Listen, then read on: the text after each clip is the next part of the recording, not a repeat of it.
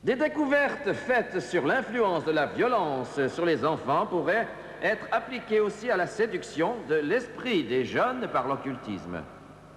Il ajoutait ceci: bien des gens sont ignorants des problèmes que les dessins animés causent aux enfants. Le docteur Radecki est un psychiatre qui enseigne dans une faculté de médecine. Les gens prétendent que tout cela est inoffensif, mais c'est faux, dit-il. Bien des programmes destinés aux enfants comptent parmi les plus violents de tout ce qu'on voit chaque semaine. Le système de valeurs qu'on enseigne aux enfants est contraire à celui qu'enseignait Jésus-Christ. Les enfants ignorent tout de l'amour, l'amour des ennemis et le pardon. Ils ignorent cela.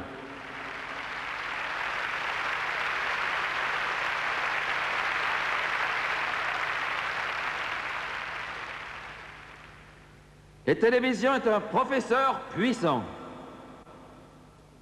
Et ces nouveaux évangélistes qui écrivent les programmes et produisent ces émissions, quel est leur message? Mais il est évident, et je vais le préciser de sorte qu'il n'y aura pas le moindre doute sur ce qu'ils font. Ils utilisent la télévision, le moyen le plus puissant que le monde ait connu, afin d'entrer dans la plupart des foyers de ce monde. Pour vendre leurs valeurs avec puissance et avec force et la subtilité trompeuse de Satan. Car c'est lui qui les manie. Leur message, c'est que l'homosexualité est normale. Ce n'est qu'un autre style de vie. Ce sont eux qui soutiennent les mouvements qui défendent les homosexuels dans le monde. Au point de rendre illégal pour une personne le fait de renvoyer des locataires homosexuels, car c'est bien de cela qu'il s'agit en fait.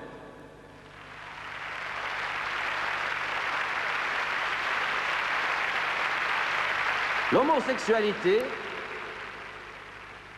est présentée comme un style de vie. Je tiens à dire ceci. Jésus est mort pour les homosexuels. Quand il saignait, a souffert sur la croix du calvaire, il est mort pour les homosexuels, tout comme moi et pour les autres. Vous, les homosexuels, vous n'êtes pas sauvés dans votre péché, mais vous êtes sauvés de vos péchés. Jésus-Christ brise l'esclavage, il chasse les ténèbres, et l'on n'aura pas au ciel. On n'est pas sauvé dans l'homosexualité.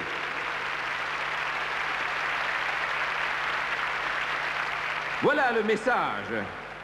L'homosexualité, c'est le style de vie de ces nouveaux évangélistes.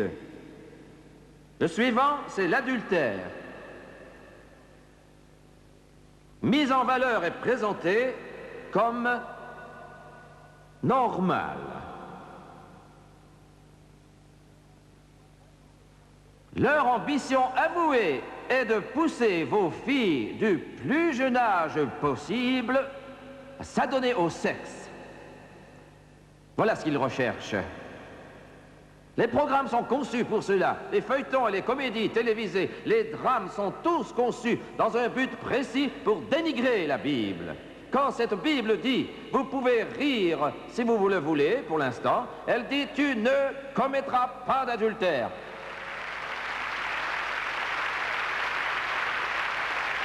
Est-ce mal de croire en la Bible?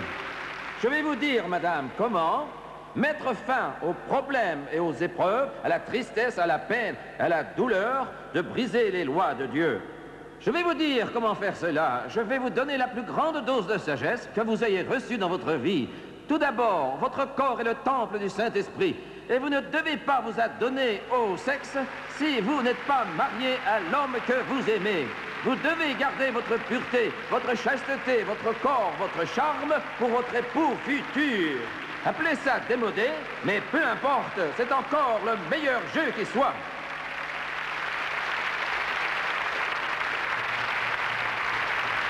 La semaine prochaine, ne manquez pas la conclusion du message des nouveaux évangélistes. Feed my sheep. Feed my sheep. If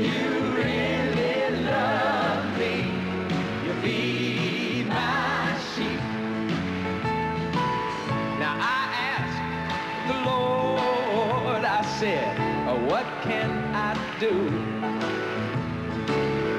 to show just how much I really love you? Now these are the words that he's spoken to me. So if you really love me, you feed my sheep. Yeah, feed my sheep. Feed my sheep. If you really love me, you feed my sheep. The words come so easily, but they are harder to keep. If you really love me, feed my sheep. So if you are wondering just what you can do to show the Lord that your love is true, now just listen very carefully, and I'm sure that you will hear him speak. If you really love me, come on and feed my sheep.